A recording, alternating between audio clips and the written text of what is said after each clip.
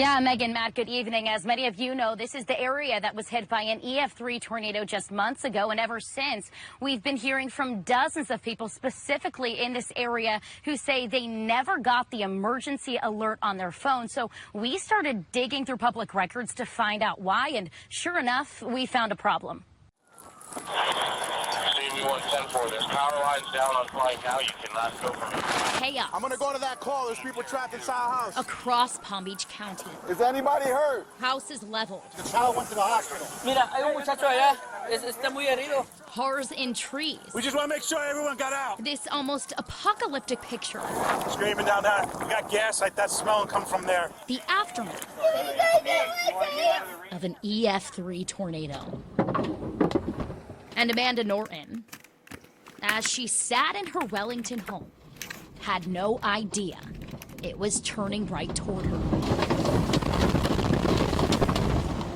You never got a warning. We did not, and I received them in the past. Amanda, her husband, and their 2 young children were about 4 miles from the tornado's core. But while some got a warning to take cover, Amanda says neither she nor her husband ever did, and say both had their emergency alerts turned on October 9th. We have 2 different providers too, so I wasn't sure, where the issue was.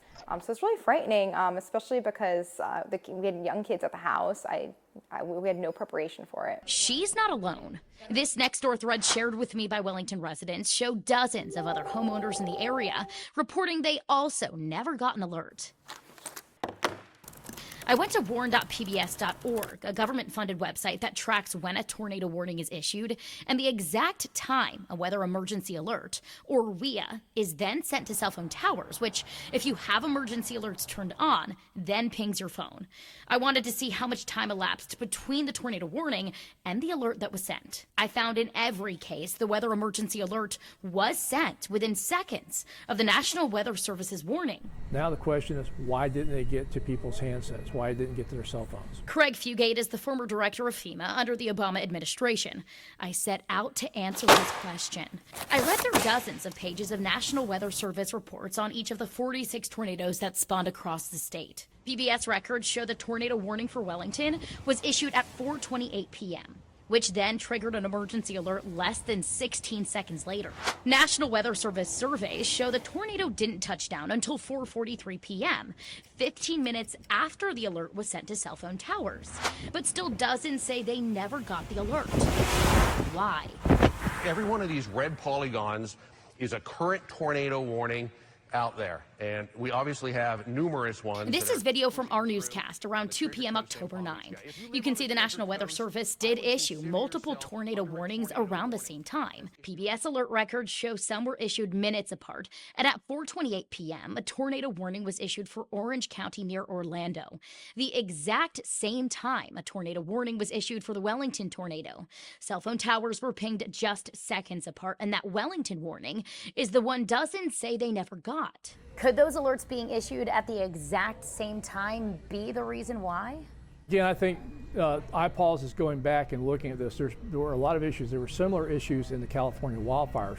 IPAWS is FEMA's integrated public alert warning system. It takes the warnings issued by the National Weather Service and other agencies, then sends them to cell phone towers. How do they make sure that sequential messages follow each other and don't cancel each other out? I expect from federal agency not to use old technology, but to use the latest technologies. Dr. Tal Levion, a 40-year veteran in telecommunications, agrees multiple alerts being issued simultaneously could have compromised the delivery of weather emergency alerts. In a case of emergency, you expect the thing will not work. And I expect, in case of emergency, to have countermeasure of reliability. I reached out to FEMA to address what we found. A representative told me they are aware of alerts not being delivered in certain circumstances, but told me their integrated public alert warning system, or IPAWS, is, quote, designed to process all alerts simultaneously. So what else could have gone wrong? Cell towers are broadcasting the signal based upon the polygon that the National Weather Service, or maybe it's a hazardous material. And then the towers will only send the signal to the cell phones that are in their area. I started mapping out the homes of those who never received an emergency alert, and sure enough, found all of them, including Amanda Norton's, were not inside the lines of the tornado warning polygon the National Weather Service issued, even though it came, in some cases, within a mile of their backyards. And that was just pure luck, I think, at the time, because a lot of people could have been very hurt by it, especially if you look at the destruction. And while she made it through unscathed, that wasn't the case for dozens of Wellington homeowners on Meadowood Drive and Edgefield Road. They fell outside of the National Weather Service's polygon and thus, according to Fugate, wouldn't have gotten an alert. And yet they were directly hit by the EF3 tornado. There's no one else. Everyone in this house is all right? Yeah, we checked with them. This place got polygons in the house, and they're inside. They're okay. There's a car up there? And you're fix it right up and toss it against the house. Right there. Our fear is that the areas of Meadowood and Edgefield didn't get the alert because they were outside of the polygon. Is that possible? There are multiple reasons why people may not get a WEA alert. Essentially, the way the system is supposed to work is that people inside that tornado warning polygon or box will get alerted. Robert Moyeda is the meteorologist in charge at the National Weather Service Miami. He tells me his office did issue additional alerts as the tornado moved north, but says it's possible those alerts were delayed or didn't come for those near the border of the polygon of warning. We wonder if we have an event like this again, would it be beneficial to have larger polygons? The tornado warnings are intended to highlight the areas that are at imminent risk from a tornado. We don't want to overwarn. Fugate agrees and says that's the reason the agency switched to smaller polygon warnings years ago. The public saying we don't want to get warnings that don't apply to us. Now the former FEMA director wonders if we need to rethink that. If we're having multiple warnings adjacent to each other and there's not a lot of physical separation, is that still a good way to do it? Maybe there needs to be more research done. Amanda just hopes they do. You never know what's going to happen with a tornado. They happen so fast that we really have to rely on urgent warnings that are timely. Well, FEMA tells me they are constantly working on improving their weather emergency alert system.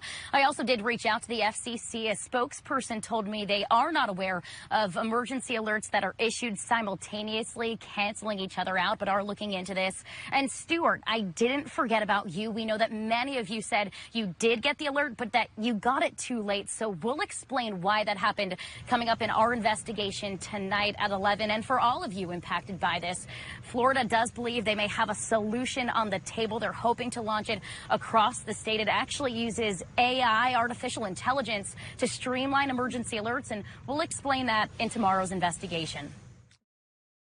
Oh, gosh.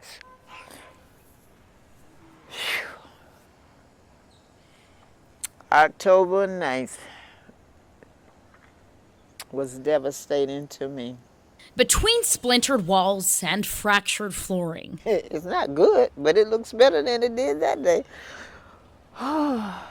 Diana Dotson. It's gonna get better. Sits among the pieces of her life, now as broken as the beams that once held it up. This where I was living before Milton. Diana Stewart neighborhood was hit by at least 2 tornadoes October 9th, the second an EF2. It crumbled her home of 40 years and took out her bedroom right before she was about to nap in it. I never did make it to lay down, and thank God I didn't. Because if I had her, I know I wouldn't be here. Diana credits God for her narrow escape. Others call it luck. But according to Diana, it definitely wasn't an emergency alert that saved her, which she says came while the twister was hitting her home. And we hit the floor. Then when I heard it, and I said, oh my gosh. She's one of several across our area that told us they had an issue with the alert system. So I started digging to find out why. In our previous investigation, we learned when the National Weather Service issues a tornado warning, FEMA's Integrated Public Alert Warning System, or IPAWS, takes that warning and creates a weather emergency alert, or WEA, then sends it to cell towers, which, if you have emergency alerts turned on, then pings your phone. I went to warnpbs.org, a government-funded website that tracks when each emergency alert is sent. I then read through dozens of National Weather Service surveys to compare the time each tornado touched down to the time each warning was issued, and found a problem. According to this National Weather Service survey, the tornado that spawned in Stewart touched down at 4:03 p.m. But the warning and the accompanying emergency alert weren't issued until 4:07, 4 minutes after the tornado was already on the ground and churning through New Monrovia Park, Diana's neighborhood. Tornado in the Manatee Pocket. I didn't hear no warning signs or nothing. You can see the warning here for that same tornado wasn't issued until 4:07. I brought this up to Will Ulrich, the warning coordination meteorologist for the National Weather Service of Melbourne. Records show his office did issue an earlier warning at 3:21, about 40 minutes before the tornado touched down, but that warning didn't encompass the area of Martin County that was hit. Both former FEMA Director Craig Fugate and meteorologist in charge of NWS Miami, Robert Moyeda, told me only those inside the National Weather Service's polygon of warning get the emergency alerts on their phones, meaning none of the people in Diana's neighborhood would have gotten the earlier alert. Would that have been prevented had there been a broader scope of area that was warned? So the alerting messaging app from Martin County will still go off. Ulrich is referring to Alert Martin. It's the county's free voluntary service that allows emergency management, fire rescue, utilities, and the sheriff's office to send you safety messages via phone, text, or email if you go to the county's website and sign up. I did sign up and received these multiple text message alerts from the county October 9th. But the first I received is timestamped at 4:10, 7 minutes after the tornado was on the ground. And again, those who didn't sign up wouldn't have gotten the secondary alert, even if it came before the tornado.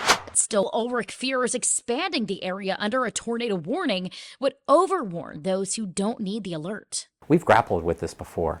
How much lead time is too much lead time? Sometimes, we've seen this in the research, too much lead time may cause complacency. How do we get a warning to people with the least amount of confusion? Craig Fugate was the former FEMA director under the Obama administration. He agrees complacency has been an issue, but still wonders. Is there a better practice when I have an area that's getting multiple touchdowns? And if I'm waiting for the tornado warning, especially in Florida, it may not come fast enough if it's on one of those loops where the tornado is touching down before the radar ever sees it. Technology is changing, but that's going to mean we got to upgrade our National Weather Service radars. The phased arrays can see them instantly. Fugate is talking about phased arrays, a technology the National Oceanic and Atmospheric Administration's National Severe Storms Laboratory is developing. Phased array radar allows In this video released on their Facebook page this past November, NOAA explains instead of having to wait minutes for the current radar loop to fully scan for a cell, phased arrays could spot them in seconds, dramatically increasing warning times. Because they're no longer like doing a loop, they're just scanning in all directions. But that's going to be an investment we have to make. Is it possible that we need to go back and sort of tweak the system to make sure we're adapting with our changing climate? We will continue to evaluate the technologies available to us. We will continue to improve the warning paradigm that we use as a weather forecast office to ensure that those warnings reach the right people at the right time.